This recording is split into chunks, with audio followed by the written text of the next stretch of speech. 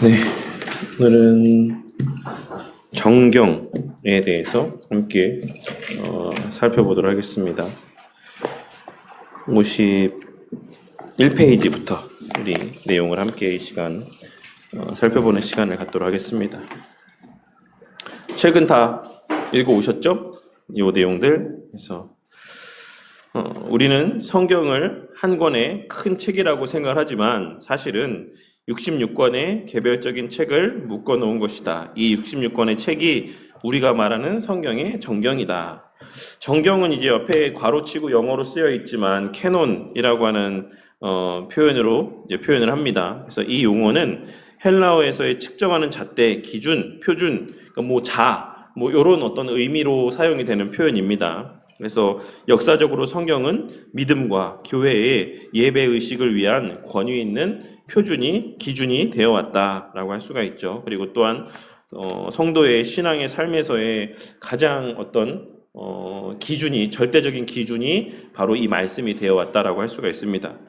신약 성경의 정경에 관해서는 로만 카톨릭과 개신교 사이에 완벽한 동의가 이루어졌다. 그러나 구약 성경에 어떤 책을 포함시킬 것인지에 대해서는 양측이 심한 불일치를 보이고 있다.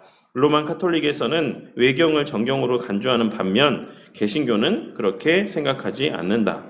성경의 외경들은 신구약 중간기에 기록이 되었다. 그래서 이 외경에 대해서 좀 말씀을 드리자면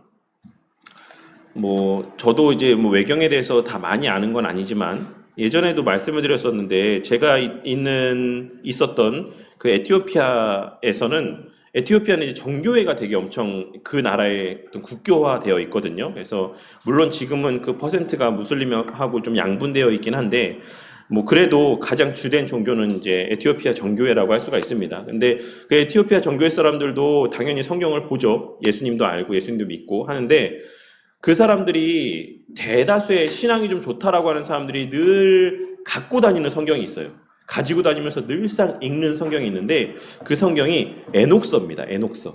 그래서 에녹서를 그 사람들은 되게 정경이라고 여기고 또 그 에녹서가 되게 권위 있는 성경이라고 생각해요. 우리는 그것을 정경이라고 인정하지 않지만 이제 그런 식으로 그 에녹서에 기록되어 있는 내용들이 사실 천사와 이런 관계된 내용들, 또 여러 가지 어쨌든 우리 정경에는 기록되어 있지 않은 되게 신비적인 내용들에 대한 내용들이 이 에녹서에 되게 많이 기록이 되어 있다라고 하더라고요. 근데 어쨌든 그런 말씀들을 근거로 해서 그런 내용들을 근거로 해서 또 에티오피아 정교회 사람들은 천사를 또 엄청나게 좀 우상시하고 또 섬기고 숭배하고 이렇게 합니다. 그래서 교회 이름도 에티오피아 정교회에 있는 그 교회 이름들이 다 천사 이름이에요. 미카엘 교회, 가브리엘 교회 막 이렇게 여러 교회들이 다 있거든요. 그래서 날도 있습니다. 그 나라에 이 날은 미카엘의 날, 이 날은 가브리엘의 날. 그래서 주로는 자기가 자기 동네에 가까운 교회를 가지만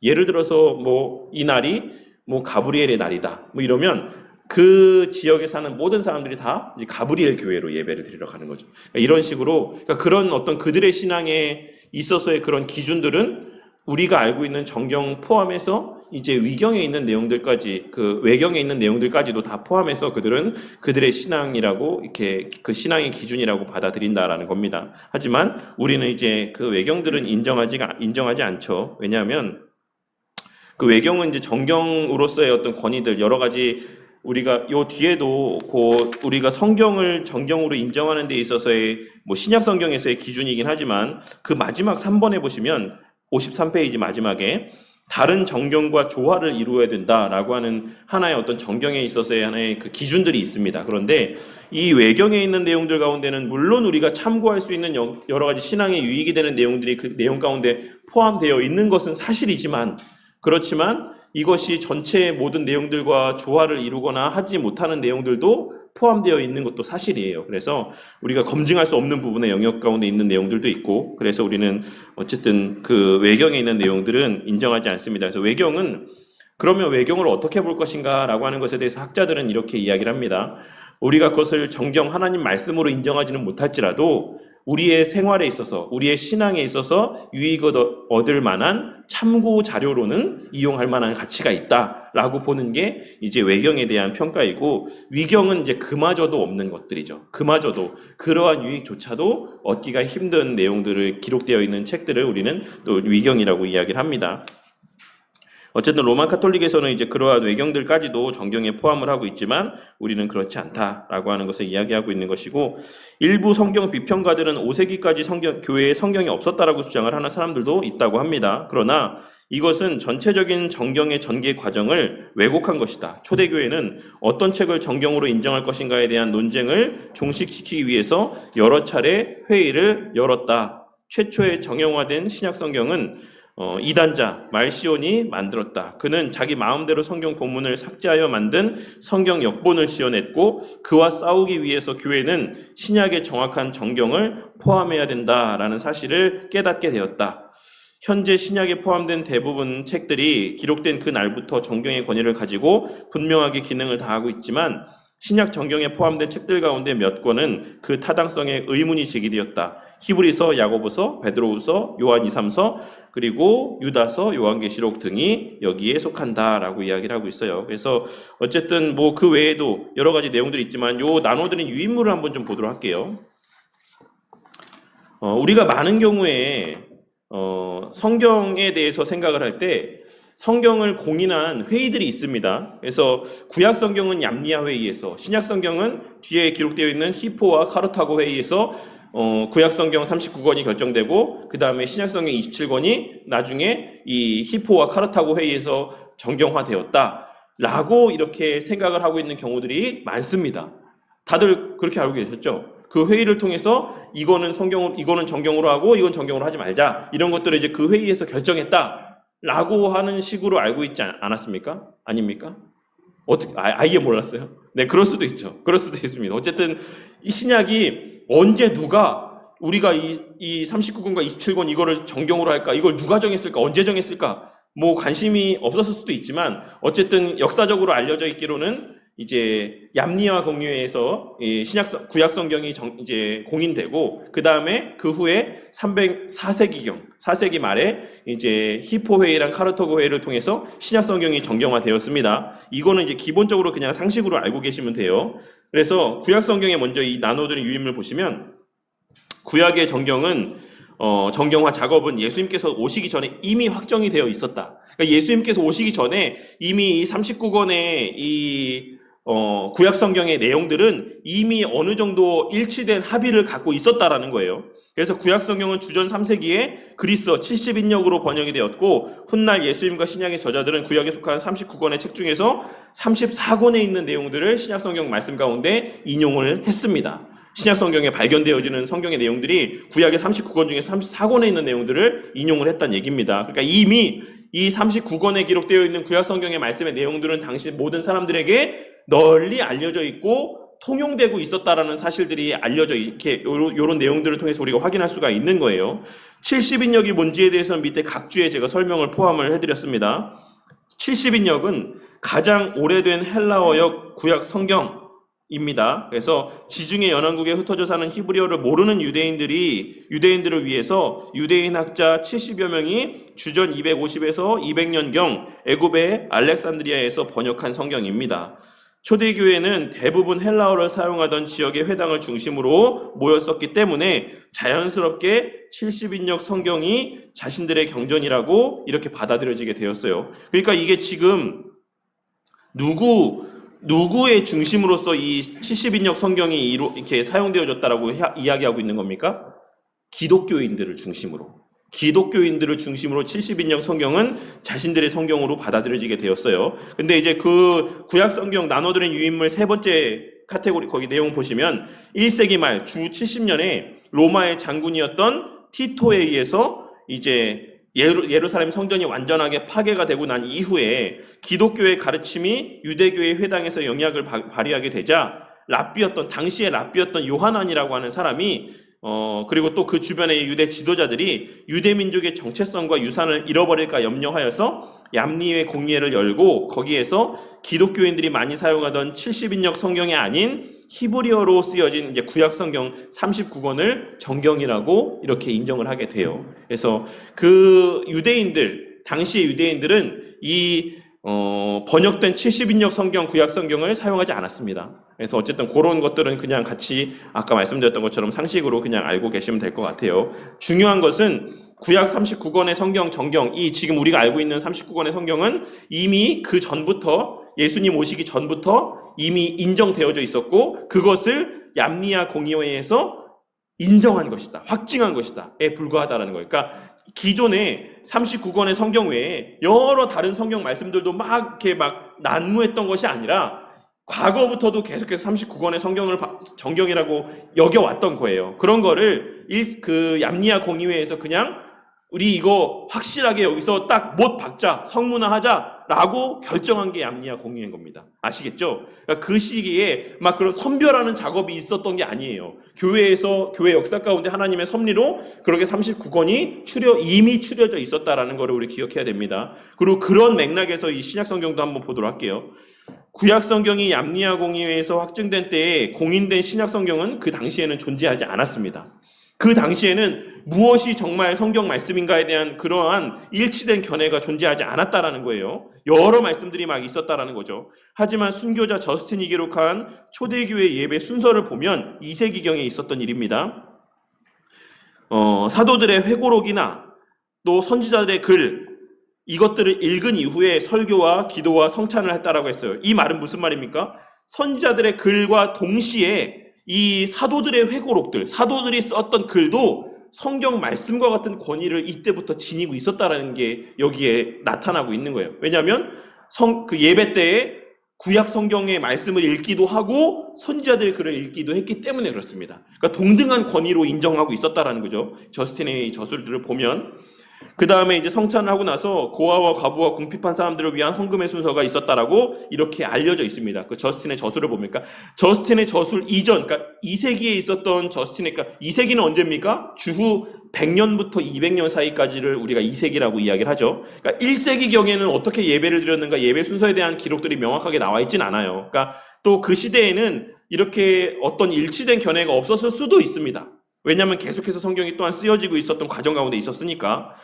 그래서 이를 통해 우리는 2세기경에 예수님과 사도들의 생애와 가르침에 관한 진술들이 구약 성경과 마찬가지로 성경으로 인용되었다는 사실을 확인할 수가 있다. 하지만 당시에는 위조 저작물들도 널리 퍼져 있었는데 예를 들자면 야고보의 비서, 도마복음, 바울의 묵시록 이런 책들이 당시에 이 사도들의 가르침이다, 예수님의 가르침이다 라고 해서 사회 가운데 많이 이렇게 회자되고 사람들에게 열람되어지고 있었다라고 할 수가 있는 겁니다. 복음서만 해도 지금은 우리는 이제 복음서를 4권이라고 생각하지 않습니까? 마테마가, 누가, 요한복음 이 4개만 복음서라고 이야기하는데 당시에는 이 복음서가 50권이나 유포되고 있었다라고 이제 알려져 있습니다. 성경 번역의 역사라고 하는 책을 보면 이런 내용들이 이제 기록이 되어져 있어요.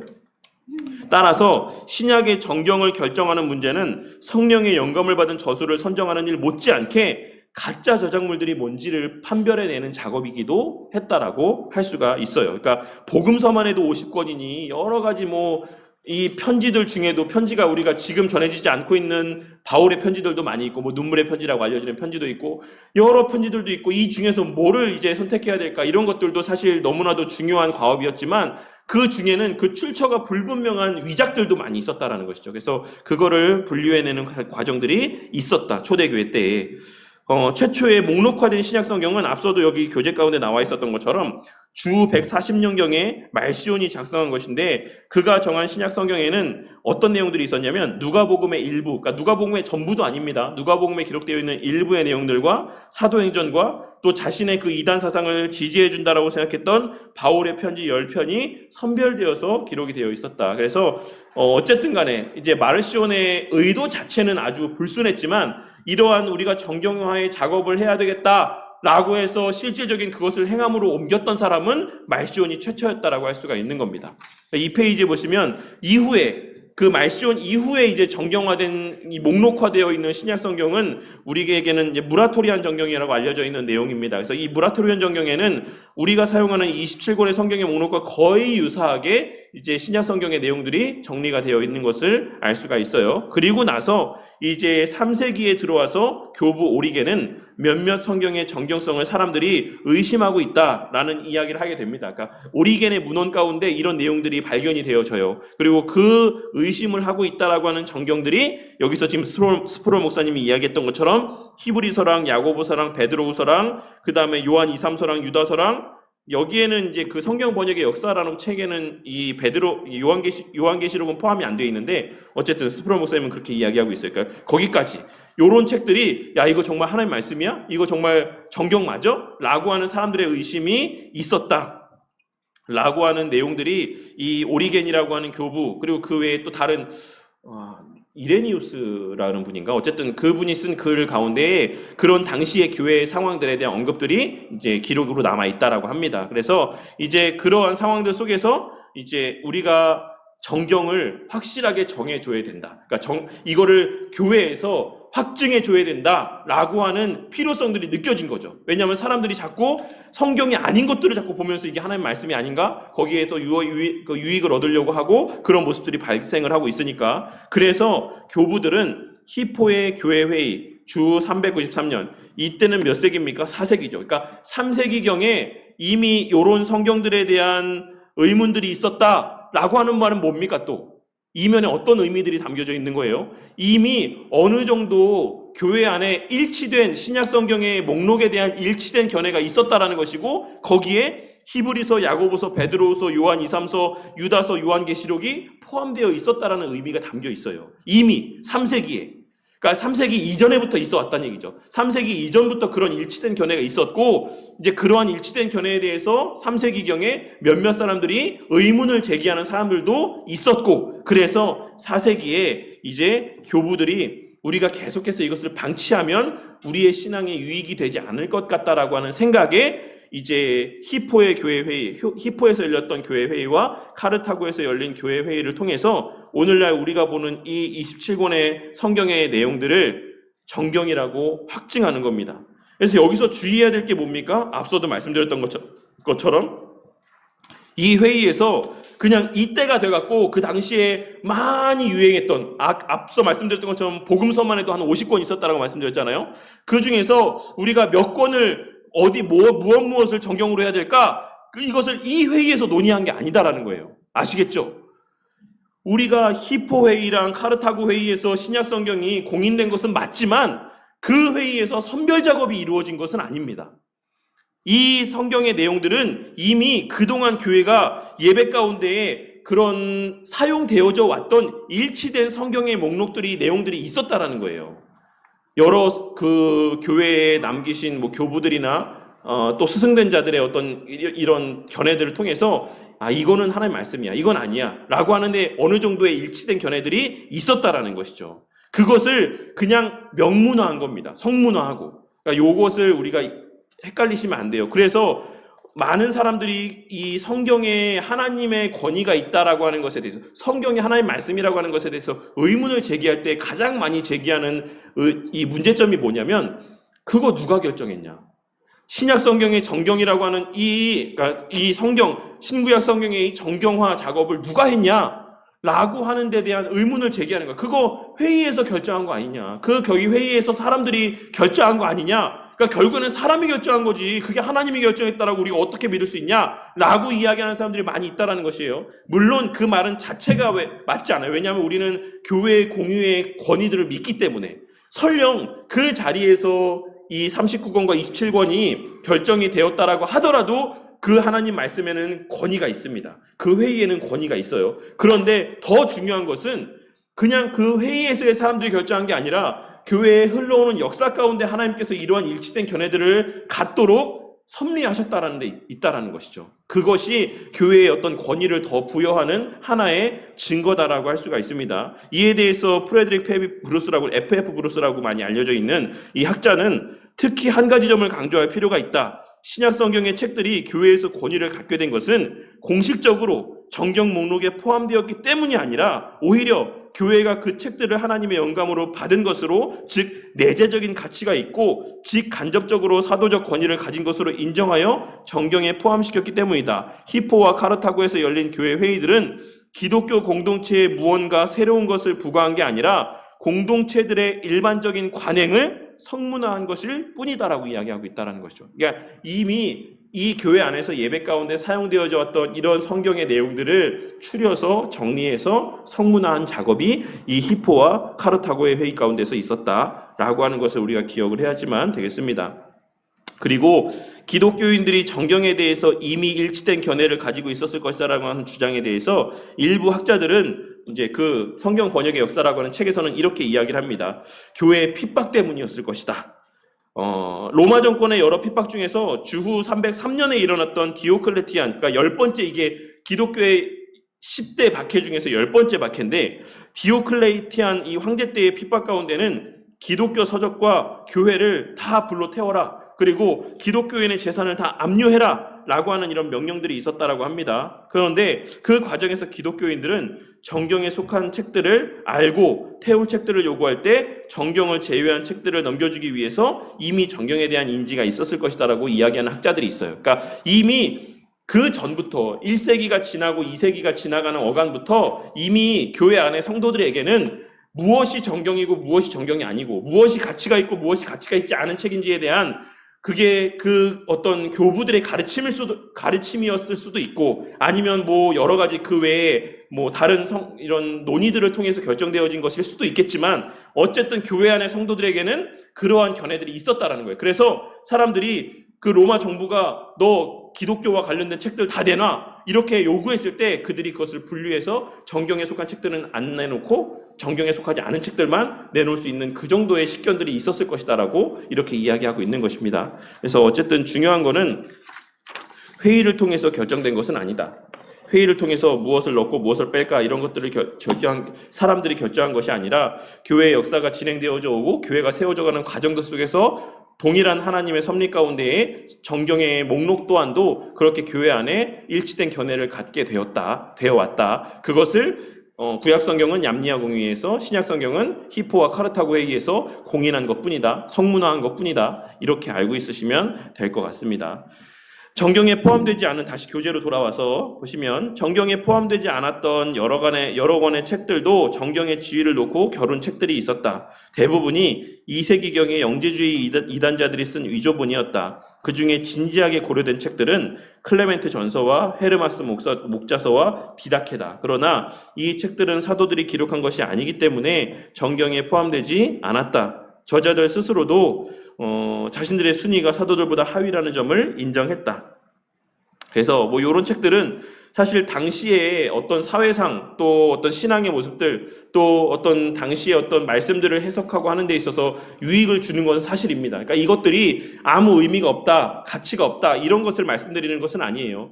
이것들도, 이러한 책들도 충분히 우리가 성경 말씀을 올바르게 해석하고 이해하는 데 있어서 너무나도 유익이 되는 책들이긴 하지만 이것이 성경과도 같이 하나님의 말씀으로서의 권위를 갖진 않는다라는 것을 이야기하고 있는 겁니다.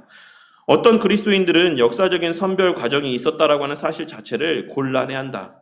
앞서도 말씀드렸던 것처럼 그들은 정경에 과연 타당한 책들이 포함되었는지를 우리가 어떻게 아냐라고 이렇게 질문하며 계속해서 골치를 앓는다 라고 할 수가 있죠. 뭐 그들은 이런 질문에 대해서 전통적인 로만 카톨릭의 견해는 교회의 무료성이라는 답을 제시하고 있다라고 할 수 있습니다. 그들은 교회가 정경을 창출해내는 곳이다라고 본다. 교회를 말씀 자체와 동등한 권위를 가진 것으로 보는 것이다. 근데 사실 어떤 면에서 보면 교회를 말씀 자체와 동등한 권위를 가진 것으로 보지 않습니다. 로만 카톨릭은 교회가 성경 말씀보다 더 우위에 있다라고 생각해요. 왜 그렇게 생각하냐면 말씀의 권위가 어디에서 나왔냐라고 이들은 이야기할 때에 그것은 교회 회의가 이것을 정경이라고 인정했기 때문에 이 성경이 정경으로서의 가치를 지니게 된 것이다라고 이야기합니다.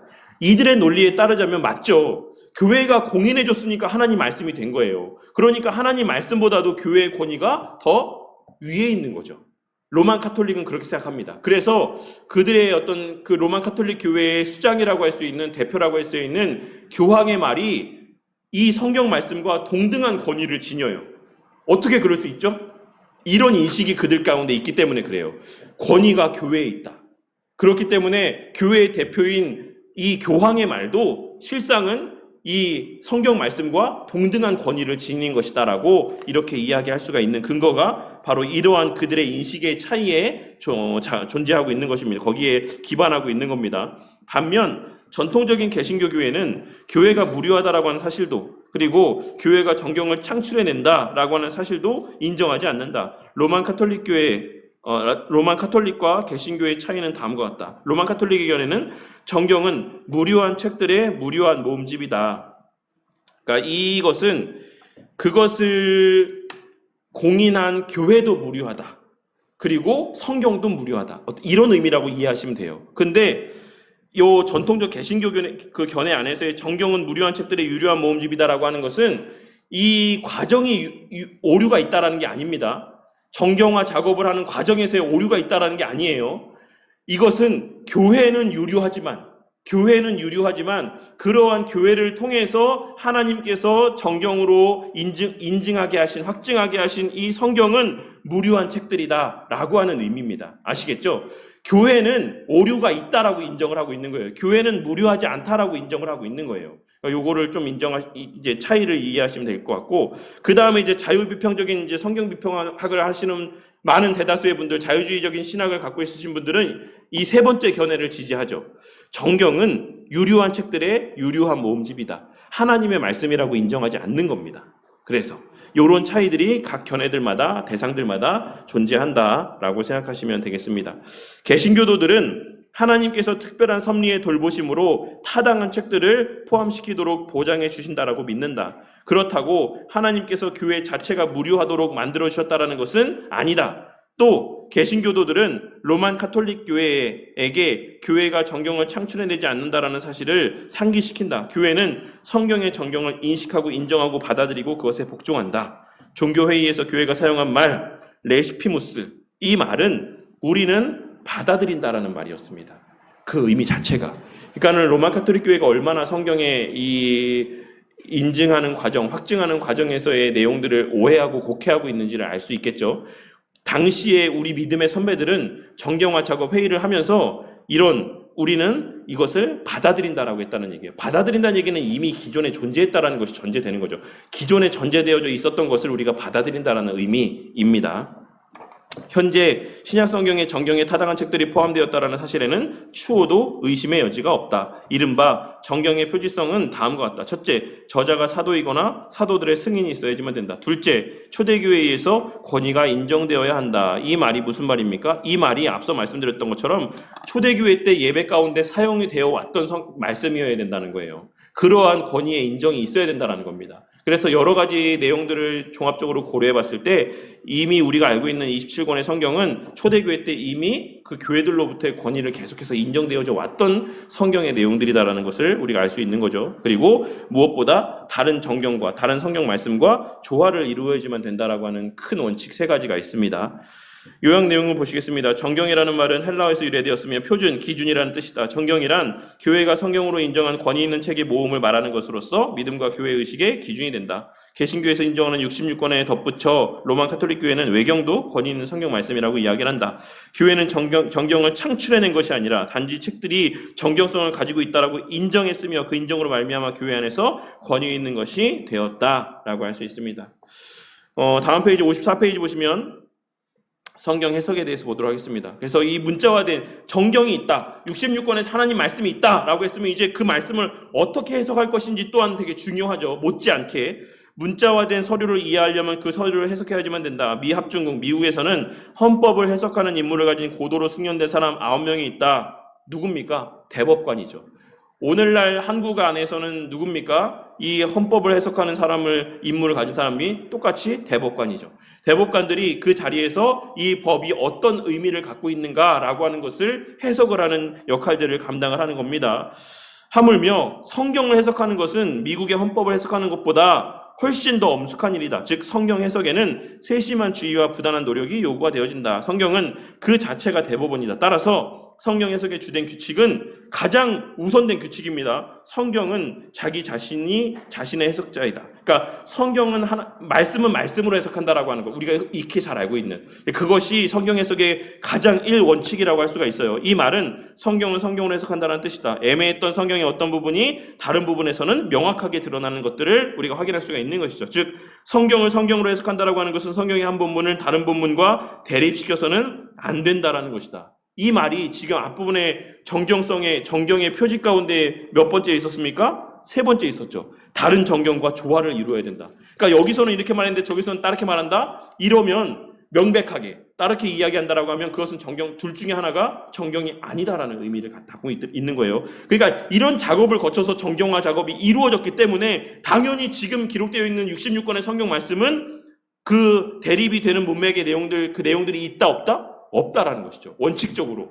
그 역사 가운데서 정경화 작업 가운데 그런 내용들이 포함되어 있는 성경은 성경 정경이라고 인정이 되지 않았어요. 그렇기 때문에 우리가 갖고 있는 지금 66권의 성경의 말씀은 모든 성경이 다 하나의 기준으로서 하나의 통일된 관점으로서 똑같이 해석이 될 수 있는 그러한 내용들이 기록이 되어져 있다라고 봐야지만 되는 겁니다. 그런 면에서 또 하나의 말씀, 이 성경 말씀에는 모순된 점이 없다라는 것이죠. 큰 원칙 하에서.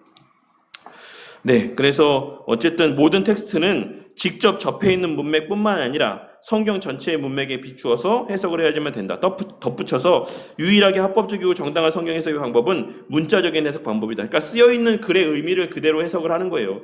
그러니까 명문화되어 있는 그 글의 의미를 통해서 해석하는 것만큼 정확한 해석은 없다라는 겁니다. 그러나 이 문자적 해석에는 많은 혼란이 있다. 문자적 해석이란 성경을 적혀있는 그대로 해석한다는 의미다. 다시 말해 성경을 기록할 때 사용되는 모든 어형들을 일상적인 규칙에 따라 해석한다라는 뜻이다. 명사는 명사로 동사는 동사를 다룬다. 시는 시로 다룬다. 역사적 기사 역시 역사적 사건으로 다룬다. 비유는 비유로 과장법을 사용한 부분은 과장된 사실 그대로 다룬다. 이런 관점은 성경을 다른 여느 책을 적용할 때 해석할 때 적용되는 규칙에 따라서 해석되어야 한다. 물론 성경은 세상의 책들과는 다르다. 그러나 그 해석에 있어 다른 책들처럼 다루어야 한다. 그러니까 어떤 과정 가운데서 예수님께서 비유로 말씀을 하고 계세요. 그러면 그 내용들을 다 비유의 의미로 해석을 해야 된다는 거예요. 예수님께서 분명 비유로 말씀하고 계시는데 그 비유의 내용들을 어떤 하나의 문장이나 어떤 표현들은 그냥 문자적으로 있는 그대로의 표현으로 이해해야 한다? 그래서는 안 된다는 것이죠. 비유의 문맥에서는 비유의 의미, 이것이 무엇을 의미할까를 그런 비유적인 의미를 생각하면서 이 문장의 내용들을 해석해야지만 되는 것이고 그냥 어떤 역사적인 사실을 기술하고 있을 때는 그대로 받아들이는 게 맞다라고 이야기를 하고 있는 것입니다. 하지만 이제 성경 해석에 대해서는 사실 여러 가지 견해들이 많습니다. 성경 해석학 가운데서는. 그래서 역사적, 문법적 해석 뭐 여러 가지들이 있는데 어쨌든 이 문자적인 해석을 할 때에는 그런 여러 가지 사항들이 다 고려가 되어야지만 돼요. 이 문자적인 의미가 어떠한 뉘앙스로 쓰여진 의미인가라는 것을 발견하기 위한 노력들이 동시에 있어야지만 되는 겁니다. 아시겠죠? 오늘날 우리가 사는 이 시대 가운데서의 사용되어지는 표현과 과거 10년 전 지금 우리 하준이 세대에 쓰는 어떤 표현들과 우리 김소월 집사님 세대에 사용되었던 표현이 똑같은 표현이라고 해도 그것이 받아들여지는 의미는, 뉘앙스는 다를 수 있어요. 제가 요즘 신세대 MG 용어들을 다 몰라가지고 예를 들 수는 없지만 어쨌든 요즘 세대들이 쓰는 말들 가운데 물론 아예 새롭게 만들어진 표현들도 있지만 우리가 처음에 썼던 의미와는 전혀 다른 의미로 우리가 썼던 표현을 사용하는 경우들도 있다라는 거죠. 그러니까 이런 것들을 생각해 봤을 때 우리가 문자적인 해석을 한다라고 하면 문자적인 우리가 지금 시대에 사용하는 의미로 그 문자적인 의미를 해석해서는 안 된다는 겁니다. 물론 그런 의미도 간과해서는 안 되겠지만 당시의 시대와 문화적인 환경들을 통해서 이게 왜 이 말을 했을까? 이런 표현이 갖고 있는 의미가 뭘까라고 하는 것을 우리가 전체적인 맥락에서 살펴봐야지만 될 의무가 있고 그런 어떤 필요가 있고 또한 우리가 똑같은 말을 해도 예를 들자면 잘 논다 이런 표현도 예를 들어서 잘 논다 이렇게 되게 부정적인 뉘앙스로 쓰기도 하고 정말 잘 논다라는 것을 표현하기 위해서 쓰기도 하지 않습니까? 그러니까 이 문자적인 의미를 해석하는 데 있어서 그 문맥의 의미도 되게 중요하다는 거예요. 지금 이 상황이 어떤 상황에서 이 문자적인 의미가 표현이 되고 있는가, 이런 것들을 이야기하고 있는 겁니다. 그래서 성경 해석의 제1원칙은 문자로 기록되어 있는 그 의미를 그대로 토대로 해서 그 내용을 유추해내는 것이 가장 1원칙이다라고 원칙이다라는 사실을 이야기하고 있는 거죠. 성경이 우리 자신의 욕망이나 선입관에 따라서 다르게 해석되어서는 안 된다. 우리는 성경이 실제로 무엇을 말하고 있는지 이해해야지만 되며 우리 자신의 견해로 보려는 마음을 억제해야지만 된다. 그릇된 교리를 성경으로 뒷받침하려는 것은 이단들이나 하는 짓이다라고 할 수가 있어요. 그래서 예를 들어서 신천지의 이만희가 이야기할 때에 자신들이 이제 이야기하는 주장들을 뒷받침하기 위해서, 저는 한 번도 신천지랑 만나서 이야기를 해본 적이 없어갖고 달달달 외운다라고 하는 성경 구절들이 뭔지 잘 모르겠지만, 어쨌든 그 사람들이 주장하는 그 자신들의 그 교리들을 뒷받침하기 위해 진짜 외우고 있대요. 툭 치면 그 성경 구절이 나온다는 거예요. 그래서 봐라, 여기 말씀에 여기 말씀에 여기 말씀에 여기 말씀에 여기 말씀에 이런 주장들을 하고 있지 않냐? 그러니까 이거는 사실이다 라고 이렇게 주장을 하는 경우들이 있다라는 겁니다. 그래서 어떤 전제가 깔려 있고 그것을 입증하기 위해서 성경 말씀들을 인용하는 것, 이것을 우리가 이제 뒤에서도 살펴보겠지만 그것을 연역적인 성경 해석이라고도 이야기를 하지만, 어쨌든 간에 그런 것들을 통해서 자신의 어떤 주장하고자 하는 바를 그렇게 성경을 이렇게 인용해서, 그러니까 인용한다라는 표현보다는 좀 더 이런 맥락에서는 이용한다라고 표현하는 게 좀 더 정확한 표현이라고 생각할 수 있죠. 그래서 내가 하고 싶은 말을 하기 위해서 성경 말씀을 이용하는 거죠. 그렇게 할 수 있는 요지가 있다라는 겁니다. 그래서 이렇게 해서는 안 된다라는 것이에요. 우리가 어떤 자신의 욕구, 욕망, 선입관에 따라서 그것을 지지하기 위해서 성경 말씀을 이용해서는 안 된다라는 겁니다. 사탄이 그리스도를 죄에 빠지려고 할 때도, 유혹할 때에도 성경 말씀을 이용했다. 그래서 성경 말씀은 하나님 말씀이지만 그것을 어떻게 해석하고 적용하느냐에 따라서 그것을 죄를 짓는데, 또 잘못된 일들을 하는데 그 말씀을 이용하게 될 수도 있다라는 겁니다. 그래서 우리가 문맥, 그리고 전체적인 틀, 그리고 큰 틀에서의 어떤 일관된 교리를 갖고 성경 말씀을 해석하는 것이 그래서 중요한 거예요. 그냥 하나의 어떤 문장만 갖고 그냥 그것을 인용해서 봐라, 하나님 말씀에 이렇게 써있지 않냐? 그러니까는 이거 맞는 거 아니냐? 이렇게 이야기하는 거는 사실 사탄이 했던 짓과 똑같다라는 거죠. 봐라, 하나님 말씀에 이렇게 써있지 않느냐, 이렇게 해도 된다, 이렇게 이야기하는 것과 똑같다는 겁니다.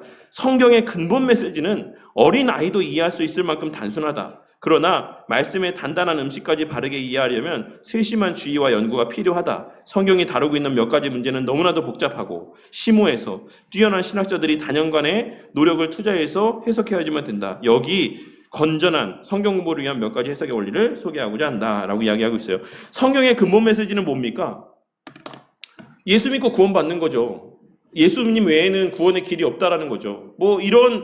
우리가 그리스도인으로서 말씀 보고 기도해야 된다, 전도해야 된다, 이런 성경에 기록된 말씀들, 사실 우리의 신앙에서의 핵심이 되는 여러 가지의 내용들은 성경 말씀 가운데 너무 막 꼬아서 기록되어 있는 부분이 있습니까?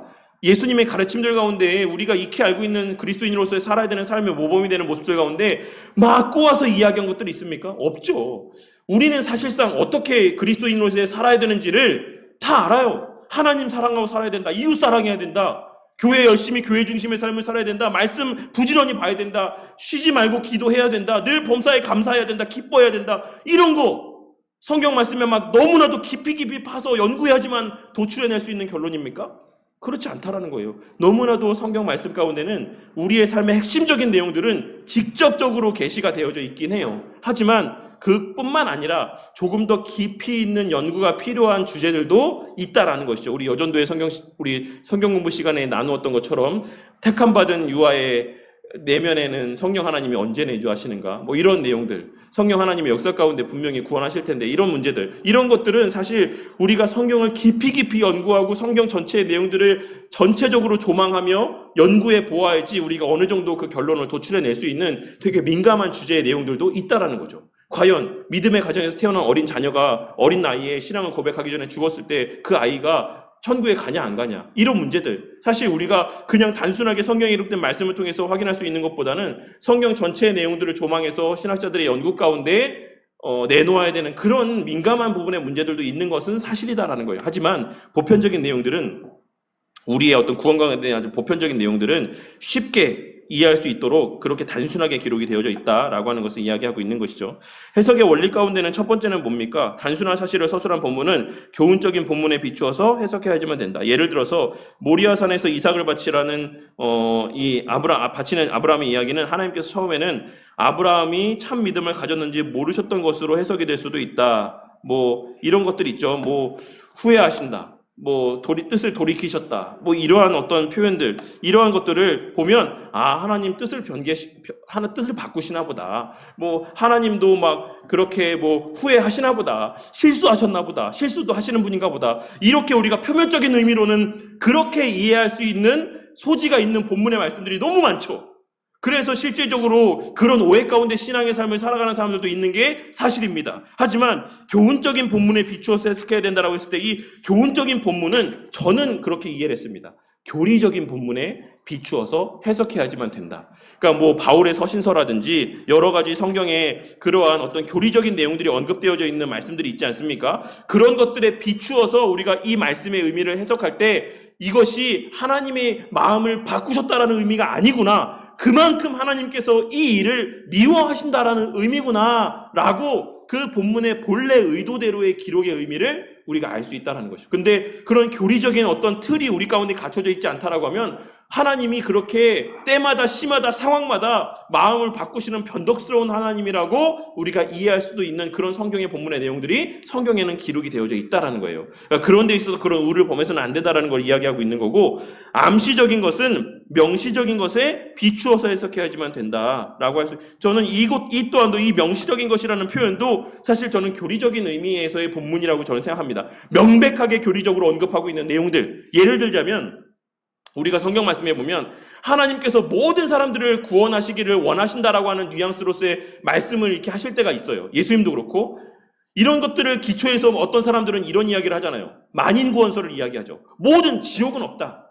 하나님은 모든 사람을 구원하시기를 원한다. 최근에도 제가 페이스북이라는 이 매체 상에서 그런 주장을 하는 분을 봤거든요. 지옥이 없다. 지옥은 존재하지 않는다. 하나님께서 결국에는 구원하실 건데 이제 그렇게 말씀하신 것 뿐이다라고 이렇게 이야기하면서 이러한 본문의 내용들을 근거로 이야기하더라고요. 하나님께서 이렇게 말씀하시는 것을 보니 이런 하나님께서 구원하실 자와 구원하시지 않을 자를 정했다? 이런 건 사실 맞지 않는 것 같다. 이렇게 막 이야기하시는 분들이 있단 말이에요. 그분들이 인용한 성경 구절도 사실 성경 구절에 있는 말씀이긴 해요. 그런 뉘앙스의 말씀하신 것도 사실입니다. 하지만 그런 것이 그런 의미가 아닐까라고 암시되어져 있는 그런 만인구원설과 관계된 의미들이 담겨져 있는 것만 같은 성경 구절이 있다라고 하더라도 우리가 다른 성경의 명시적인 내용들을 봤을 때 로마서 9장 13절에서의 말씀하고 있는 내용들이 뭡니까? 바울이 인용하고 있는 내용들을 보면 뭡니까? 야곱은 사랑하고 에서는 미워하셨다. 이런 말씀들. 명백한 명시적인 하나님께서 이미 태어나기도 전에 미워하시는 자가 있고 사랑하시는 자가 있다라고 하는, 그리고 그 외에 여러 예정하셨다라고 하는 것에 대해서 명백하게 증거하고 있는 이런 본문의 내용들을 우리가 비추어서 말씀을 해석할 수 있어야지만 된다라는 겁니다. 그래서 모든 내용들이 저는 사실상 1번과 2번의 내용은 전체적으로는 다 저는 성경 해석에 기본적인 하나의 일관된 통일된 기준이 있어야 된다라고 그런 말을 하고 있다라고 생각을 해요. 그래서 요를 말씀드리자면 교리를 알아야 된다는 거죠. 그래서 우리가 교리를 이야기할 때 교리를 뭐라고 이야기하냐면 그러니까 신학서적 교리책을 신학자들은 이렇게 이야기를 합니다. 그걸 누가 말씀하셨는지 기억이 안 나는데 성경이라고 하는 산을 오르기 위한 망대다라고 이야기를 해요. 망대. 그래서 우리가 교리적인 탄탄한 지식을 갖고 있을 때 그때 우리가 그 망대 위에서 그 교리를 탄탄하게 알고 교리를 풍부하게 알고 있을 때 그 망대 위에 그 교리의 그 위에 서서 성경의 말씀이 의미하고 있는 바, 이 형세, 이런 것들을 이해할 수 있다는 거예요. 그래서 그것을 통해서 우리가 어떻게 성경이라고 하는 산을 잘 올라갈 수 있을지를 그 망대에서 조망할 수 있다는 것이죠.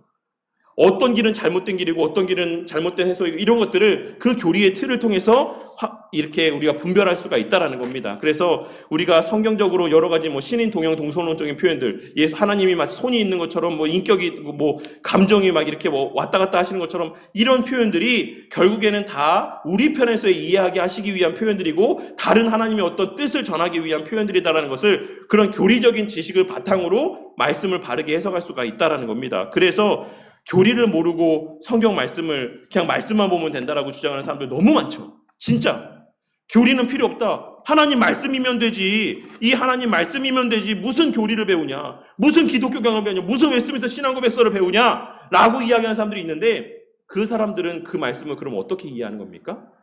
교리가 없는 사람은 없어요. 제가 알기로 마틴 로이드 존스 목사님께서 이야기했던 걸로 알고 있는데 교리가 없는 사람은 존재하지 않는다. 라고 하는 이야기를 마틴 로이드 존스 목사님이 이야기했습니다. 그 뒤에 말은 기억이 안 나는데 다 나름의 교리를 갖고 있기 마련이에요. 우리가 성경 말씀을 해석할 때 해석에는 반드시 교리가 들어갑니다. 그러니까 누군가가 내가 말씀 갖고 하나님은 이런 분이야라고 했다라고 하면 그게 교리예요. 그 사람이 이야기하고 있는 그게 교리입니다. 그 사람도 자신만의 교리를 갖고 있는 거예요. 근데 우리가 이야기하는 거는 교리는 그렇게 개개인이 갖는 것이 아니라 기독교 역사 가운데 하나님의 섭리 가운데서 교회의 인정을 받은 그런 교리를 우리가 믿고 그 교리에 근거해서 성경 말씀을 해석해야 된다는 것을 말씀드리는 겁니다. 꼭 이 사실은 깨달았으면 좋겠어요. 교리가 없는 사람 존재하지 않는다. 하나님 말씀만으로 족하다라고 하는 사람도 그 사람 나름의 교리를 갖고 있습니다. 그리고 이제 세 번째는 논리 법칙에 따른다라고 하는 건데 이거는 사실 연역적인 성경 해석과 귀납적인 성경 해석에 대한 것을 이야기하고 있다라고 보시면 될 것 같아요. 그래서 그 내용을 제가 여기다가 좀 참고로 써드렸는데 연역적인 성경 해석은 그러니까 그냥 단순하게 표현한 겁니다. 단순하게. 물론 이보다도 훨씬 더 깊게 우리가 분류하고 상고해 볼 수 있겠지만 1번과 2번에 있는 연역적 성경 해석과 귀납적 성경 해석을 보시면 연역적인 성경 해석은 주제 설교라고 보시면 돼요. 그러니까 일반적으로 우리 설교에서의 그런 어떤 연역적인 성경 해석이다라고 하는 것을 봤을 때 그러니까 뭐 하나님은 사랑이시다 라고 하는 어떤 전제가 있죠. 그래서 성경 말씀에서의 사랑과 관계된 본문의 말씀들을 막 갖고 와서 봐라. 고로 하나님은 사랑이시다라고 하는 이러한 어떤 체계로 성경 해석을 하고 설교를 하는 내용들이 이 연역적인 성경 해석의 어떤 틀이라고 보시면 돼요. 물론 뭐 더 깊이 얘기하면 좀 더 다른 이야기들도 할 수 있겠지만 그냥 쉽게 이해했을 때 그래서 연역적인 성경 해석은 되게 단순하고 쉽게 그 내용들을 이해할 수가 있죠. 그리고 또 한국 사람들이 그렇다 합니다. 직관의 발달에 있다라고 합니다. 그래서 이 연역적인 방법 가운데 훨씬 더 익숙하고 귀납적인 접근 방식에는 상대적으로 익숙하지 않다라고 합니다. 그래서 어쨌든 연역적인 성경 해석은 우리 성도님들도 과거에도 많이 들어보셨겠지만 이제 그러한 성경 해석들 어떤 하나의 주제를 놓고 거기에 대해서 성경 말씀이 되게 이제 뒷받침되는 거죠. 그래서 앞서 이야기했던 것처럼 이렇게 뭐 막 뒷받침 성경 말씀을 이렇게 막 거기에다 서포터해서 근거로 삼아서 그 주제 전제를 공고히 하는 것 이렇게 보시면 되겠고 귀납적인 성경 해석은 강해 설교나 본문 중심의 설교라고 보시면 돼요. 그래서 일단 선입견이 없이 그냥 그 본문의 의미를 보는 겁니다. 그 본문의 의미 자체. 그래서 하나님 예수님께서 어떤 상황에서 이 말씀하셨고 그 당시에 이 표현이 어떤 의미로 사용되어졌고 그 여러 가지 정황적인 내용들과 상황들을 깊이 연구해가지고 그 본문이 의미하는 바가 무엇인가라고 하는 것을 도출해내는 거예요. 객관화해서. 그래서 어떤 사전의 전제가 없죠. 대신에 이러한 귀납적인 성경 해석은 단점이라고 한다면 시간이 많이 들어간다라고 하는 단점이 있을 수는 있습니다. 하지만 훨씬 더 성경을 풍성하게 해석할 수 있는 어떤 그러한 장점들이 있어요. 그래서 뭐 오늘날 사실 강해 설교가 많이 이루어지고 있죠. 많은 분들이 이제 강해 설교를 하는데 본문 한 권 성경을 놓고 한 절 한 절 이렇게 막 몇 절씩 끊어가지고 이 본문에서의 이 의미가 무엇일까라고 했을 때 이제 그런 설교들을 강해 설교들을 많이 하시는데 사실 정말로 제대로 된 강해 설교를 하려면 이 귀납적인 성경 해석 방법들을 잘 활용을 할 수 있어야지만 된다고 생각합니다. 그래서 이 본문이 갖고 있는 진짜 의미가 무엇일까라고 하는 것들. 그래서 이런 식으로 성경 해석을 하고 적용을 해서 설교를 하다 보면 기존에 많은 경우에 우리가 알고 있었던 성경 해석의 내용들과 다르게 성경이 해석되어지는 것들을 경험하게 될 수도 있어요. 그래서 어쨌든 뭐 저도 요 내용들에 대해서 체계적으로 이렇게 막 깊이 있게 공부를 해오지 않았기 때문에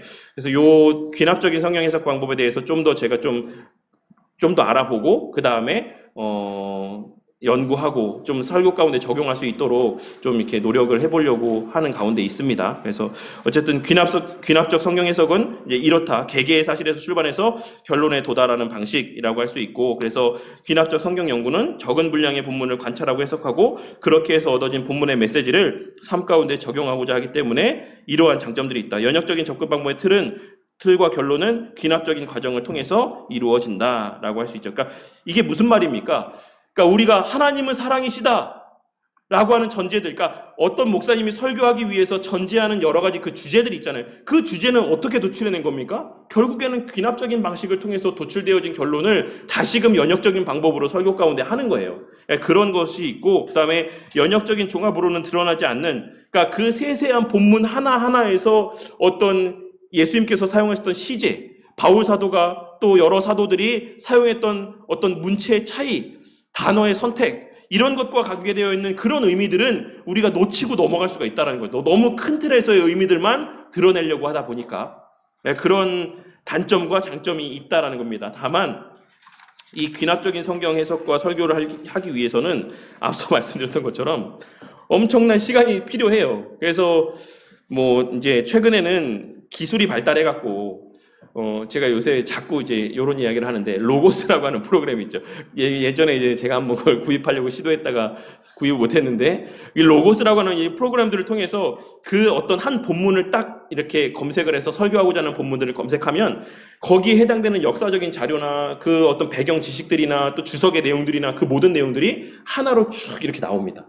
그래서 요즘에는 사실 이 시대 가운데는 그런 여러 가지 프로그램들, 물론 영어로 된 자료들이 많다라고 하는 단점이 있지만 그런 자료들을 잘 활용하면 이 귀납적인 성경 해석을 통해서 그 본문의 그 깊이 있는 의미들을 드러낼 수 있는 그런 어떤 수단들이 너무나도 좋게 잘 마련이 되어져 있어요. 그래서 그렇다고 할 수 있습니다. 과거에는 좀 단순 명료한 설교들이 주류를 이뤘다라고 한다면 최근에는 좀 이렇게 본문 하나하나에 어떤 깊이 있는 어떤 의미들을 파고 그 어떤 의미들을 전하는 어떤 그런 성경 해석들이 좀 더 주류를 이루어간다라고 할 수가 있습니다. 그래서 성경 해석은 그러한 논리 법칙, 그러니까 이런 것들, 여기서 지금 제가 말씀드리는 거는 전혀 뚱딴지 같은 설교는 아예 제외하고 말씀드리는 거예요. 본문 말씀 읽어놓고 다른 얘기하는 이런 거랑은 아예 그냥 다른 그런 거랑은 상관이 없는 이야기를 하고 있는 겁니다. 본문 말씀의 의미들을 도출해낼 때의 방식들에 대해서 이야기를 하고 있는 겁니다. 그래서 성경 해석은 이런 식으로 해석을 해야 된다. 성경 해석 원리는 문자적으로, 그리고 교훈적 본문에 비추어서, 명시적인 것에 비추어서, 그러니까 일단은 어떤 명시화된 교리적인 내용들에 비추어서라고 보시면 될 것 같아요. 두 번째, 세 번째는. 그리고 논리 법칙에 따라서 전혀 깽뚱한 결과를 도출해내면 안 된다는 것이죠. 본문에서 이러한 말을 하고 있는데 결론에 가서는 전혀 다른 막 교훈의 메시지, 여기서는 뭐 예수님에 대한 여러 가지 얘기를 하고 있는데 마지막에 딱 와가지고 전혀 다른 뭐 얘기를 한다든지 뭐 이러면은 안 된다라는 거예요. 그거는 바른 성경 해석이 될 수가 없습니다. 마지막 이제 9번째 챕터만 보고 마치도록 할게요. 종교개혁에 남긴 위대한 유산 두 가지는 성경의 사적인 해석 원리와 성경을 일반적인 언어로 번역한 것이다. 이 두 가지입니다. 종교개혁에 남긴 위대한 유산 두 가지, 성경 해석, 사적인 해석과 일반적인 언어로 번역. 이게 뭡니까? 결국에는 이 내용들을 쭉 보셔서 아시겠지만 일반인들이 성경을 볼 수 없었어요. 과거에는. 종교개혁 시대 이전에는 성경이 일반인 볼 수 있는 언어로 번역되지도 않았을 뿐더러 그것을 개인적으로 보고 읽고 해석할 수 있는 그런 어떤 권위가 허락되어지지 않았다라는 거죠. 근데 종교개혁 시대 이후에 이것이 우리 가운데 허락이 되었습니다. 그래서 뭐 이게 여기서 언급하고 있는 것처럼 주관주의는 성경의 사적 해석의 크나큰 위험 요소가 되어왔다. 그러나 사적 해석의 원리는 하나님의 백성이 자기들의 원하는 대로 성경을 해석할 권리를 가졌다는 뜻이 아니다. 성경을 해석할 수 있는 권리가 우리 가운데 부여되었다는 것은 성경을 깊이 있게 연구해야 되는 책임도 우리에게 주어졌다는 것을 의미한다. 이거를 주의 깊게 봐야 돼요. 우리 성도님들이, 그러니까 사모님, 진서야, 저기 아빠 책상에 가면 헌법이라고 쓰여진 책이 있거든요. 그것 좀 갖다 주세요. 검은색으로 헌법이라고 쓰여진 책이 있어요. 네. 그래서 이 말은 이제 우리 성도들도 이미 보편화되어 있는, 우리에게 이미 여러 가지 교재들이나 내용들을 통해서 성도님들도 교리를 배우잖아요. 우리 성도님들도 성경 말씀을 어느 정도 알고 있지 않습니까? 그래서 말씀을 볼 때 그 내가 알고 믿고 신뢰하는 어떤 교리적인 틀에 근거해서 그 본문의 의미를 내가 해석하고 내가 받아들일 수 있는 자유가 있다는 겁니다. 이 자유는 곧 어떤 자유로 이어지게 되었습니까? 교회를 우리가 선택할 수 있죠. 그 성경 해석하는 그 원리에 따라서 감리교 교회를 선택할 수도 있고, 네, 맞습니다. 감리교 교회를 택할 수도 있고, 침례교 교회를 택할 수도 있고, 장로교 교회를 택할 수도 있어요. 그것은 성도의 자유입니다. 성도의 자유. 그러니까 제가 왜 헌법책을 왜 갖고 오라고 했냐면, 우리 장로교 헌법에서의, 이거는 우리 교단의 헌법이긴 하지만 사실 모든 장로교 헌법의 처음이 이걸로 되어 있기 때문에 사실 이거를 참고해도 큰 차이가 없기 때문에 말씀을 드리는 겁니다. 장로교 교회 정치 1장, 교회 정치의 원리 가운데 1장 1조의 첫 번째가 뭐냐면 양심의 자유예요. 양심의 자유. 내용을 읽어드릴게요. 양심을 주재하시는 이는 하나님뿐이시다. 그가 신앙과 예배에 대하여 그 말씀을 위반하거나 탈선되는 사람의 명령이나 교리를 받지 않게 양심의 자유를 주셨다. 무슨 말입니까? 성경 말씀을 본인이 해석함으로써, 예를 들어서 목사가 강단에서 전혀 엉뚱한 설교의 말씀들을 하고 엉뚱한 말씀과 위배되는 가르침들을 할 때 성도들은 자기가 성경 말씀을 해석하고 믿고 신뢰하는 바대로 판단해서 그것을 거기에 따르지 않을 자유가 있다는 거예요. 그럴 때는 교회에서의 목사의 권위로 가르치고 하라고 하는 일이라 할지라도 성도가 거기에 따르지 않아도 거기에 그 누구도 책임을 물을 수가 없다라는 것이죠. 그러므로 인간은 종교에 관계되는 각항 사건에 대하여 속박을 받지 않고 각자 양심, 중생된 신자의 성경적인 양심대로 판단할 권리가 있으므로 누구든지 이 권리를 침해하지 못한다. 여기서의 이 성경에서의 첫 번째 양심의 자유라고 하는 이 전제가 무엇에 근거한다라고 할 수 있습니까? 성경의 사적 해석의 자유에 근거하는 거예요. 과거에는 성경 말씀을 누구만 볼 수 있었습니까? 사제만 볼 수 있었잖아요. 성경을 누구만 해석할 수 있었습니까? 사제만 해석할 수 있었잖아요. 그래서 사제가 엉뚱한 말을 해도 이 성도들, 이 무리들은 사실 그게 맞는 말인지 맞지 않는 말인지를 분별할 수도 없고 판단할 수도 없었으며, 그 권위가 여기에만 있었기에 설령 그것을 알고 이야기해도 그게 죄가 되는 거예요. 그들에게 허용되지 않은 권리를 그들이 침범한 거죠. 근데 그렇지 않다라는 겁니다. 성경의 사적 해석의 권리가 우리에게 있습니다. 저뿐만 아니라 우리 성도님들에게도 있다라는 것이죠. 그래서 그것들을 통해서 우리가 내 신앙 양심에 맞는 그런 교회들, 그러니까 크게 큰 틀에서는 이제 교파를 이야기하는 거죠. 이게 침례교를, 성결교를 순복음이라든지 아니면 장로교라든지 아니면 완전한 어떤 이런 회중교회와 같은 어떤 완전한 개혁교회, 이런 어떤 회중교회식의 개혁교회를 추구하든지, 그런 것은 사실 그 누구도 거기에 대해서 이야기할 수 있는 것이 없습니다. 그래서 그런 것들을 이야기하고 있는 바라고 할 수 있으면 되겠습니다. 성경을 해석할 권리에는 성경을 정확하게 해석해야 될 의무가 뒤따른다. 하지만 우리가 그와 같이 우리가 성경을 해석할 때에는, 사적으로 해석할 때에는 그에 뒷받침할 만한 충분한 성경적인 연구가 있어야지만 된다. 이런 것들이 중요합니다. 그리고 사실 우리가 그렇게 하다 보면 엄밀히 이야기하면 겸손해질 수밖에 없어요. 겸손해질 수밖에 없습니다. 우리가 이런 표현이, 이런 걸 인용하는 게 강단에서 좀 맞는지 모르겠지만, 선무당이 사람 잡는다라는 표현이 있죠. 선무당이 사람 잡는다.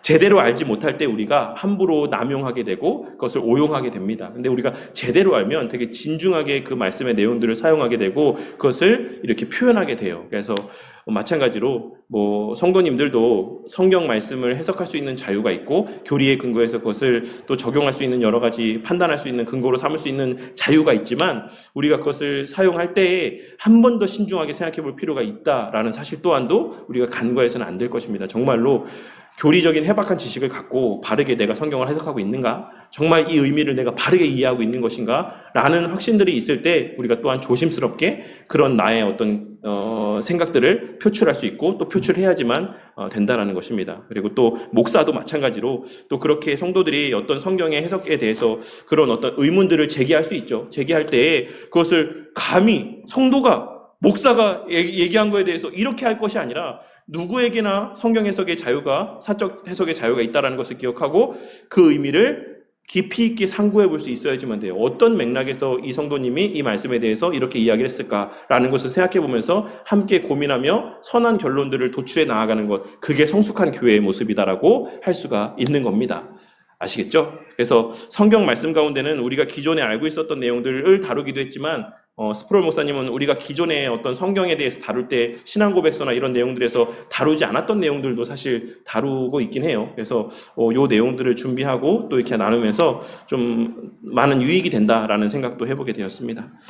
네, 오늘은 여기까지 해서 성경에 대해서 좀 이렇게 나누도록 하겠습니다. 그리고 그 성경 해석 법칙 가운데에서 좀 이렇게 뭐 연역적 성경 해석이나 귀납적 성경 해석은 제가 너무 표면적이고 겉핥기식의 내용들만 좀 설명해드리긴 했어요. 근데 어쨌든 제가 좀 더 이 내용들에 대해서 좀 깊이 있게 좀 공부하고 나서 성도님들에게 이 내용들의 차이점들이나 그런 것들도 한번 또 이렇게 언급할 수 있는 기회가 되면 그때 또 다시 한번 이런 내용들은 한번 말씀드리도록 하겠습니다.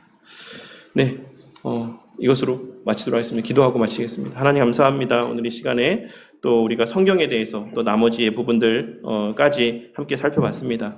하나님 말씀이라고 하는 것이 이 부족한 종조차도 그러한 얌리아 공의회나 또 히포 카르타고 회의에서 정경화 작업이 이루어져서 공인된 것이다라고 하는 그런 생각을 갖고 있었습니다. 하지만 또 신학 강좌를 준비하면서 여러 가지 또 자료들을 참고하면서 그러했던 것이 아니라 이미 교회 안에 또 하나님께서 주관해 오시는 역사 가운데 교회의 공인을 받은 또 교회의 어떤 일치된 합의를 갖게 된 그러한 말씀들이 이미 있었고 그러한 말씀들을 하나님께서 회의를 통해서 자격이 있고 권위가 있는 회의를 통해서 확증하게 하셨다라고 하는 사실을 또 이런 시간들을 통해서 다시 한번 깨닫게 하여 주심에 감사를 드립니다. 우리가 이 61권의 성경의 말씀이 우리 손에 쥐어지기까지 하나님께서 얼마나 많은 인간 역사 가운데 개입하시며 또 관심을 갖고 하나님의 능력을 발휘하셨는지 다시 한번 깨닫게 하여 주셔서 또 이 성경 말씀 그 가치를 다시 한번 또 되새겨볼 수 있는 은혜가 있게 하여 주시고 말씀을 정말 귀하게 여기며 말씀을 부지런히 찾아 또 읽기에 힘쓰는 저와 우리 모든 성도님들이 될 수 있도록 은혜를 베풀어 주시옵소서. 주님, 부족한 종이 또 앞선 자리에서 성경을 해석하고 또 설교하는 책임을 또 이렇게 부여받았습니다. 성경을 바르게 해석하고 설교하는 것 얼마나 중요한 일인지 그 무게를 잊지 않고 살아가는 자가 되게 하여 주셔서 혹여라도 이 강단에서 정말 성경 말씀과 상관없는 혹은 성경에 기록된 말씀의 의미와는 동떨어진 이야기들을 강단에서 증거하는 일이 없도록 지켜주시고 무엇보다 그 말씀 가운데 성령 하나님의 역사가 더하여져서 우리 성도님들에게 그 의미들이 또한 바르게 깨달아지고 부족한 종의 어눌한 또 부족한 표현들 가운데서도 깊이 있는 의미가 깨달아지는 역사를 주님 허락하여 주시옵소서. 이 시대 가운데 하나님께서 종교개혁의 또 과정들을 통해서 우리도 이제 마음껏 말씀을 보고 읽고 해석할 수 있는 권위를 그런 또 여건들을 허락해 주심에 감사를 드립니다. 하지만 그렇게 성경을 해석할 때 거기에는 그만큼의 또한 성경을 연구해야 되는 책임들이 우리 가운데 부여되어 있다는 사실을 깨닫고 정말 우리 성도님들이 또 배우기에 힘쓰게 하여 주셔서 말씀을 더욱더 풍성하게 해석하며 목사가 설교하지 않았던 본문에서도 풍성한 은혜를 받아 누리는 우리 성도님들이 되게 하여 주시고 그렇게 서로가 서로를 위해 또 동역하며 힘을 보태며 그렇게 주의 몸된 교회를 든든히 세워나가는 우리 바른교회 공동체가 되게 하여 주시옵소서. 앞으로의 여정 속에서 말씀을 통한 풍성한 예비하신 은혜를 우리 각 사람에게 넉넉히 베푸시고 더하실 줄 믿사오며 이 모든 말씀 우리 주 예수 그리스도 이름 받들어 기도드렸습니다. 아멘.